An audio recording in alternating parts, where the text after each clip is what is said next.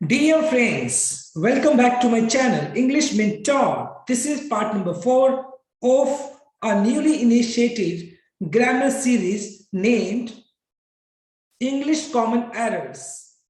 In this particular session, I'm just going to teach you another 30 common errors from 91 to 120. So let us start this particular session without any further delay. Sentence number 91. I live very close by to the train station, so traveling to work is very convenient for me. Now my dear student, अगर part number 2 को ध्यान से देखेंगे आप तो close by और यहाँ पे टू दो प्रपोजिशन एक साथ दी हैं। वैसे अगर हम देखें क्लोज बाय होता है जब आप किसी के नजदीक से गुजरते हो तो क्लोज बाय यूज किया जाता है जनरली, और जब आप डिस्टेंस की बात करते हो बहुत ही नजदीक का सेंस देते हो, जब आप डिस्टेंस बताते हो बहुत ही नजदीक का, तो वहां पर आप क्लोज टू यूज करते हैं। तो अकॉर्डिंग टू सेंटेंस यहाँ पर मतलब जो ट्रेन स्टेशन है उसके बिल्कुल नजदीक की बात कर रहा है कि मैं वहां पर रहता हूं, तो इसलिए यहाँ पे बाय नहीं बल्कि क्लोज टू आ जाना चाहिए is the correct answer. There is appearing to be a shortage of skilled staff in the organization. So my dear student, जो appear है ये आपका एक static verb है। अब ये static verb क्या होती है? Static verb जो वो होती है जो आपका state of mind को दिखाती है, यानी कोई physical efforts को नहीं दिखाती है। तो इस वजह से आपका जो static verb जो होता है वो कभी भी progressive form में नहीं आता है। तो यहाँ पर is appearing की बजाय यहाँ पर क्या आना चाहिए? There appears, क्या होना चाहिए? There appears आना चाहिए, ना कि appearing. There appears is the correct answer. 93 को देखते हैं. The patient lodged a complaint against the doctor for its negligence. Negligence का मतलब होता है carelessness. तो डॉक्टर यहाँ पर है, डॉक्टर, तो यहाँ पर या तो his आना चाहिए, his negligence होना चाहिए, या हर नेग्लिजेंस होना चाहिए, इट्स नहीं आएगा क्योंकि इट जो होता है वो आपका नॉन लिविंग के लिए यूज किया जाता है। 94. My colleague inform to her boss that she needed more time to complete the assignment. So my dear student, अगर आप सेंटेंस नंबर 94 के अंदर पार्ट नंबर 2 को देखते हैं तो इन्फॉर्म के बाद यहाँ पे आपको टू दिया है जो कि इनकरेक्ट है क्योंकि टू यहाँ पर रिक्वायर्ड है ही नहीं। My colleague informed her boss on is the correct answer. ये correct answer है इसका। 95. At first, I would like to thanking you all for inviting me here today. Now, if you look at part number 2, तो यहाँ पर आपने like to दिया है, like to, और to के बाद तो आप V1 यूज करते हैं इंफिनिटिव केस के हिसाब से, तो यहाँ पे thanking नहीं बल्कि thank you आना चाहिए। So this is our very first slide. Now let us move on to sentence number 96. He was awfully dissatisfied with the arrangements made for him by the security guard. देखिए, अब awfully है वो आपका एक हो गया adverb हो गया, ओके, और dissatisfied आपका verb हो गया, लेकिन यहाँ पर आना क्या चाहिए था? यहाँ पे dissatisfied आना चाहिए था। क्या आना चाहिए था? dissatisfied. So dissatisfied आना चाहिए था यहाँ पर, क्योंकि एडजेक्टिव को क्वालिफाई कौन करता है? एडवर्ब करता है। तो यहाँ पे dissatisfied नहीं बल्कि dissatisfied आना चाहिए था। I wanted to be out of the way when she was likely for receiving the letter. Now if you look at the part number 3, देखो she was likely for नहीं होता, likely to होता है। likely अपने साथ to preposition को लेकर आता है, तो likely to receive हो जाएगा, ना कि receiving। तो क्या जाना चाहिए? She was likely to receive, ये होना चाहिए था। 98 को देखते हैं। We have really come across any program which does not show violent in some form. Now if you just look at violent, violent आपका क्या है? violent आपका एक adverb है, सॉरी adjective है, और हमें सेंटेंस के हिसाब से चाहिए एक नाउन, तो यानी क्योंकि शो जो है वो एक वर्ब है और वर्ब के बाद अभी आपको क्या चाहिए? एक नाउन चाहिए, तो वॉयलेंट तो आपका एडजेक्टिव हो गया, तो इसलिए यहाँ पर क्या आ जाएगा? वॉयलेंस आ जाएगा। क्या आ जाएगा? Violence. 99. a lot of people involved in the national mission to eradicate illiteracy. अब देखो a lot of people are involved यानी बहुत सारे लोग क्या है involved है किसमें, एक नेशनल मिशन है जिसका पर्पस क्या है जो इलिटरेसी है, अनपढ़ता है, उसको इरेडिकेट करना, उसको खत्म करना है. Sentence number 100. They failed in their plan only because they cannot give timely attention to it.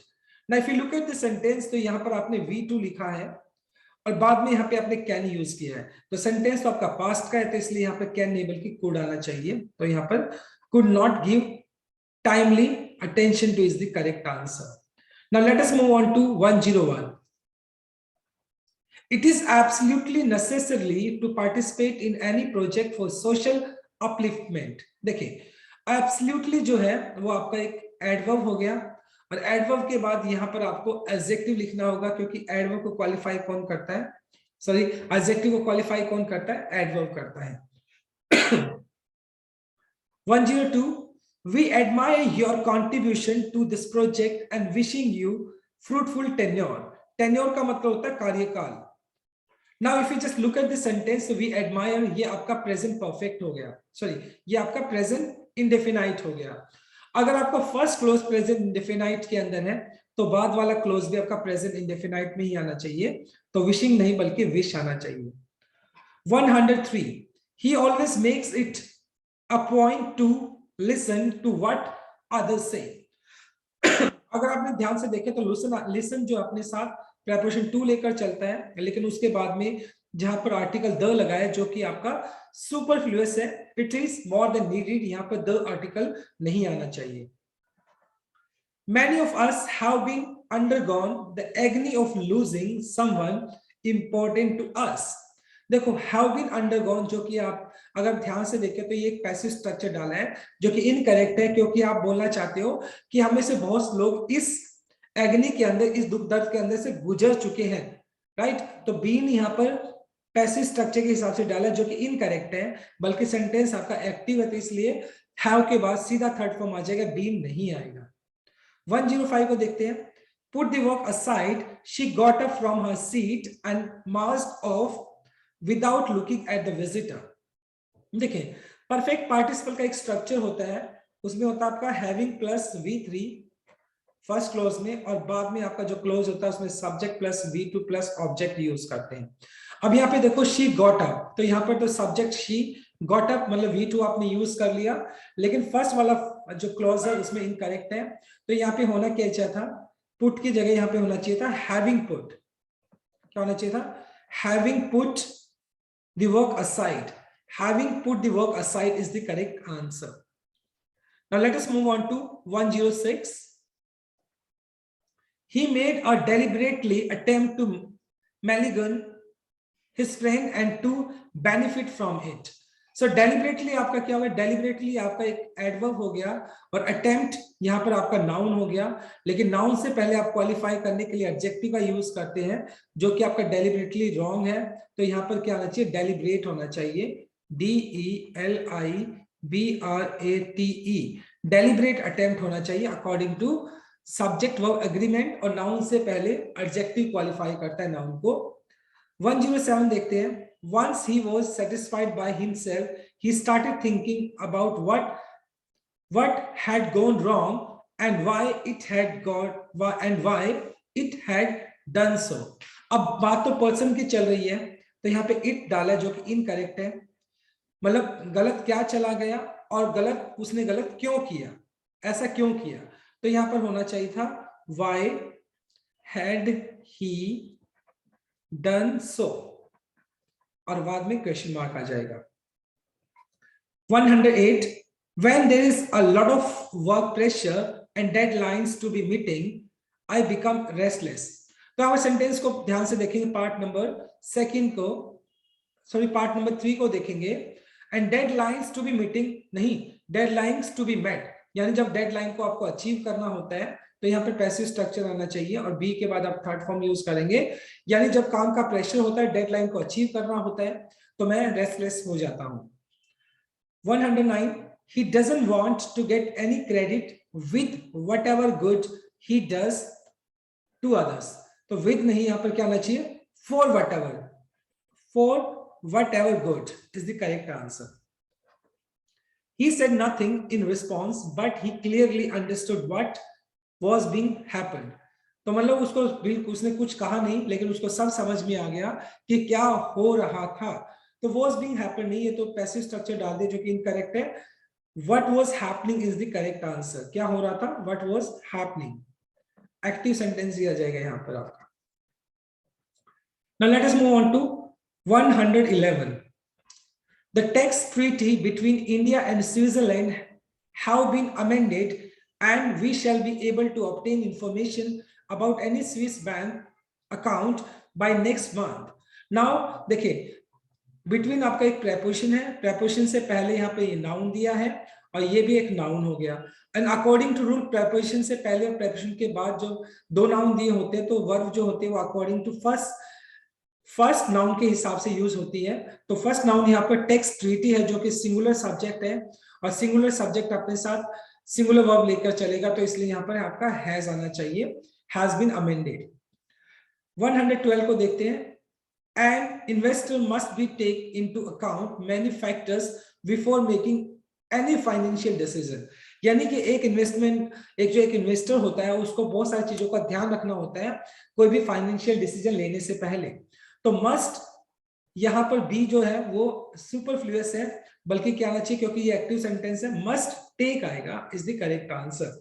क्योंकि मस्ट बी टेक नहीं होता है, तो या तो होना चाहिए मस्ट बी टेकन होना चाहिए, बट ये एक्टिव सेंटेंस है तो मस्ट बी टेकन भी नहीं हो सकता है. तो must take is the correct answer. The committee will discuss the draft in detail and will make suggestions for the proper implementing the scheme.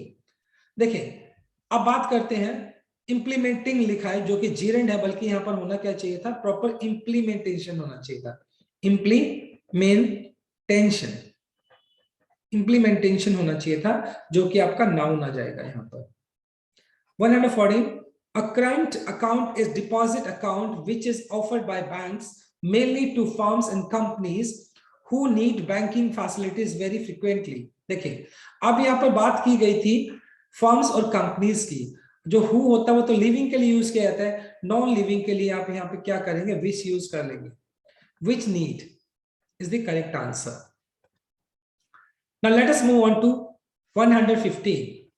Handicraft export have an increase in the past year because of innovative steps taken by the government. अगर sentence को ध्यान से देखें तो past year यानी ये sentence आपका past का है, लेकिन यहां पर तो आपने हैव यूज किया जो कि इनकरेक्ट है. या तो इस सेंटेंस को दो तरीके से करेक्ट किया जा सकता है, या तो लिखो handicraft exports had an increase, okay. या फिर आप इसको क्या करेंगे, हैंडीक्राफ्ट एक्सपोर्ट इंक्रीज्ड, या तो करो हैंडीक्राफ्ट एक्सपोर्ट्स इंक्रीज्ड या handicraft export had an increase, तो ऐसे भी लिख सकते हैं आप. In his speech, the finance minister stated that the new tax law will be applicable from April 2010.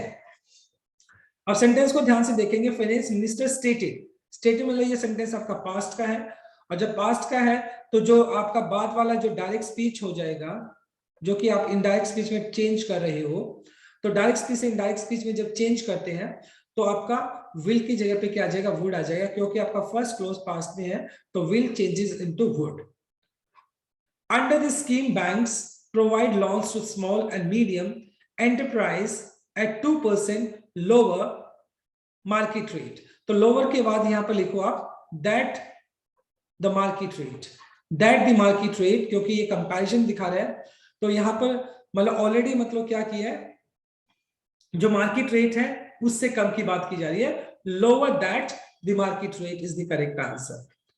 SEBI has recently issued show cause notices some insurance companies seeking its explanation for not complying with the certain norms. अगर हम ध्यान से देखें तो insurance companies दिया है जो कि प्लूरल है, और यहाँ पर इट्स यूज किया जो कि इनकरेक्ट हो जाएगा, तो देयर एक्सप्लेनेशन आ जाएगा. Their explanation is the correct answer. Now let us move on to last two examples. I would advise you to invest in our company stock, although last year our profits declined. मतलब हालांकि मैं क्या कह रहा हूं, आप हमारे company में स्टॉक में क्या करो, इन्वेस्ट करो, हालांकि हमारा जो प्रॉफिट था पिछले साल कम हो गया था। तो यहाँ पर प्रॉफिट डिक्लाइन की वजह क्या होना चाहिए, had declined is the correct answer, क्योंकि ये पास्ट परफेक्ट का रूल चलेगा यहाँ पर, तो had declined. The next meeting can be held next week as we had the first meeting over a month ago. अब ध्यान से देखें तो can और उसके बाद आपने be और उसके बाद आपने hold यूज किया है। अब according to passive structure be के बाद तो थर्ड फॉर्म आती है, तो hold का थर्ड फॉर्म held होता है, तो इसलिए आपके यहाँ पे can be held is the correct answer, right? So my dear students, I tried my best to simplify these 30 common errors. Thanks for watching this video. Please do like, share, comment, and subscribe to my channel. So tomorrow I'll continue with another session. Till then, bye-bye. Take care and have a nice day.